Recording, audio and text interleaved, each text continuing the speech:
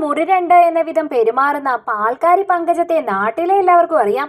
പക്ഷെ പ്രായം 48ഉം അവൾ വിവാഹം കഴിക്കാത്തതിന്റെ കാരണം മാത്രം ആർക്കും അറിയില്ല. ആകർഷകമായ ശരീരത്തിന്റെ ഉടമയാണ് പങ്കജം. ആ ഉടയാത്ത തുടുത്ത മേനിയിൽ മയങ്ങി പലരും അവളെ മോഹിക്കുന്നുമുണ്ട്. അങ്ങനെയുള്ള മോഹങ്ങൾക്കൊന്നും ചില ചൂളം വിളികളായും അടക്കം പറച്ചിലുകളായും നിരത്തിൽ തളം കെട്ടി കിടക്കാനായിരുന്നു യോഗം. അരിവാളുമായി പങ്കജം എങ്ങാനും അതുവഴി പോയിരുന്നുവെങ്കിൽ അതും കാണില്ലായിരുന്നു. അങ്ങനെ പലരെയും പോലെ നാട്ടിലെ ഒരു കൗമാരക്കാരന് പങ്കജത്തോട് കടുത്ത പ്രേമം തോന്നി. ചൂണ്ടയിടുന്ന തോട്ടിൻ കരയിൽ നിന്ന് എത്രയോ വട്ടം അവളുടെ ശ്രദ്ധ കിട്ടാൻ പാകം അവൻ നോക്കി നിന്നിട്ടുണ്ട്. അവളോട് സംസാരിക്കാനും അവളെ ചുംബിക്കാനും അവളുമായി ഒരുമിച്ചൊരു മഴക്കാലം മുഴുവൻ നനയാനും ആ കൗമാരക്കാരൻ ആഗ്രഹിക്കുന്നുണ്ടായിരുന്നു. ഒരിക്കൽ അവൻ പങ്കജത്തിനോട് അർത്ഥം വെച്ചൊന്ന് പുഞ്ചിരിച്ചു. ആ പുഞ്ചിരി സ്വീകരിച്ചുവെന്ന അർത്ഥത്തിൽ അവളുടെ ചുണ്ടുകളും വിടർന്നു. ശേഷമുള്ള നാളുകളിൽ നാട്ടിൽ എവിടെ കണ്ടാലും പങ്കജത്തോട് അവൻ ആ മോഹഭാവം ആവർത്തിക്കുമായിരുന്നു. പുഞ്ചിരിയുടെ കാര്യത്തിൽ അവളും അവനെ നിരാശപ്പെടുത്തിയിരുന്നില്ല. അങ്ങനെ നാളുകളേറെ കഴിഞ്ഞിട്ടും തന്റെ ഇഷ്ടം പറയാൻ ആ കൗമാരക്കാരന് സാധിച്ചതേയില്ല.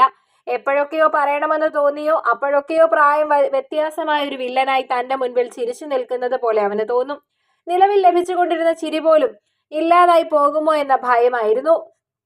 അന്ന് റവത്തരികൾ പോലെ പാറുന്ന ചാറലുണ്ടായിരുന്നു. വൈകാതെ ഒരു കനത്ത മഴ പെയ്യാനുള്ള സാധ്യതകൾ മാനം വ്യക്തമായിട്ട് കാട്ടുന്നുമുണ്ട്.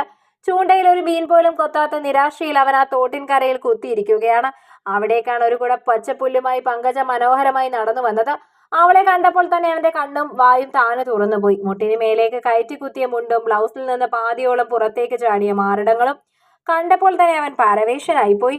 തലയിൽ കൂടയിൽ താങ്ങിന്നോണം പിടിച്ച് കയ്യേറ്റത്ത് നീളുന്ന ഒരു അരിവാൾ കണ്ടതുകൊണ്ടായിരിക്കണം അവളെ അവൻ ധൃതിയിൽ കണ്ടില്ലെന്ന് നടിച്ചത്. എടാ ചെക്ക, നീ ആ കുമാരേട്ടന്റെ മോനല്ലേ?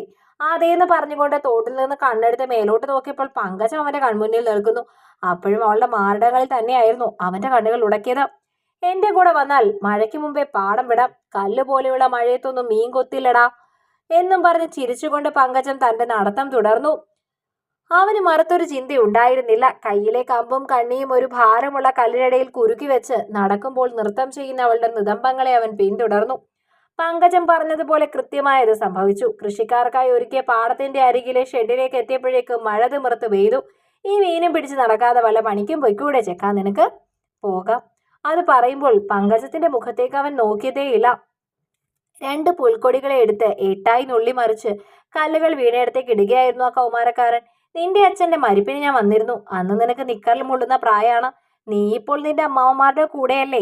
അതിനും അവൻ തല ഉയർത്താതെ അതേന്ന് മറുപടി പറഞ്ഞു. കൂടുതലൊന്നും പങ്കജം പറയും മുൻപേ രണ്ടും കൽപ്പിച്ച് അവളോട് തന്റെ പ്രേമം പറയാൻ അവൻ വാ തുറന്നു പറയുകയായിരുന്നു. അത് കേട്ടപ്പോൾ അവൾ നെഞ്ചത്ത് കൈവച്ച് ഈശ്വര എന്ന് പറഞ്ഞു പോയി. തുടർന്ന് കൈത്തോർത്തുകൊണ്ട് മാറുമറച്ച് അവനെ തുറച്ചു നോക്കി.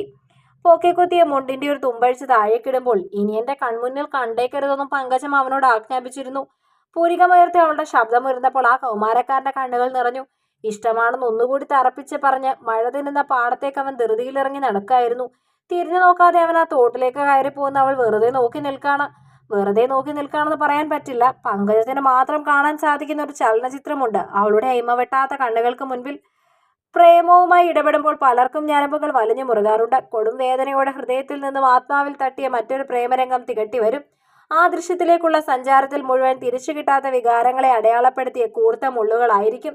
കാര്യകാരണങ്ങൾ വിശദീകരിക്കാൻ പറ്റാത്ത വിധം ആ ചിത്രത്തിൽ മനുഷ്യർ കുരുങ്ങി നിൽക്കും. ആ വേളയിൽ തന്റെ ജീവിതം വിചിത്രമായെന്ന് പങ്കജത്തിന് തോന്നിപ്പോയി. 20 കൊല്ലങ്ങൾക്ക് മുൻപുള്ള ഒരു പ്രേമിച്ചൊരു മനുഷ്യന്റെ മകൻ ഇന്ന് തന്നോട് പ്രേമാഭ്യർത്ഥന നടത്തിയിരിക്കുന്നു. തന്നെ നിരസിച്ച് മറ്റൊരു കുടുംബമായി തുടർന്നിട്ടും മരിച്ചിട്ടും അയാളോടുള്ള ഒറ്റയാൻ പ്രേമത്തിൽ ജീവിക്കുന്ന അവൾ ഇനി എന്തു ചെയ്യാൻ? മഴ തോർന്നു തുടങ്ങിയിരിക്കുന്നു. പശുവിനെ കെട്ടാൻ മണ്ണിലേക്ക് അടിച്ചു താഴ്ത്തിയ കുറ്റിയെ പോലെ പങ്കജം ഏറെ നേരം ആ ഷെഡിൽ തറച്ചു നിൽക്കുകയാണ്. തന്റെ ഓർമ്മകളിൽ നിന്നും കണ്ണെടുക്കുമ്പോൾ ദൂരെ ആ തോട്ടിൻകരയിൽ വ്യക്തമല്ലാത്ത കാഴ്ചയിൽ അവനും ഉണ്ടായിരുന്നു. വികാരത്തിനൊത്ത വളർച്ചയുള്ള ശരീരവുമായി ജീവിക്കുന്ന പ്രാണന്റെ പ്രായത്തിന് പ്രേമത്തിൽ യാതൊരു പ്രസക്തിയുമില്ലെന്ന് ആരേക്കാൾ കൂടുതൽ പങ്കജത്തിന് അറിയാമായിരുന്നു. എന്നിരുന്നാലും പ്രായവ്യത്യാസം തന്നെയാണ് പ്രധാന കാരണമെന്ന് അവൻ കരുതിക്കോട്ടെ. അല്ലെങ്കിലും അവളുടെ ജീവിതത്തിൽ വിധിയും അങ്ങനെ തന്നെയായിരുന്നുവല്ലോ. കുമാരേട്ടൻ എന്ന അവന്റെ അച്ഛൻ പണ്ട് പങ്കജത്തെ നിരസിച്ചതും ഇതേ കാരണം പറഞ്ഞായിരുന്നുവല്ലോ. കഥ നിങ്ങൾക്കിഷ്ടമായെങ്കിൽ ലൈക്ക് ചെയ്യൂ. നിങ്ങളുടെ അഭിപ്രായങ്ങൾ കമന്റായി രേഖപ്പെടുത്തൂ. കൂടുതൽ കഥകൾ കേൾക്കാൻ ഈ ചാനൽ സബ്സ്ക്രൈബ്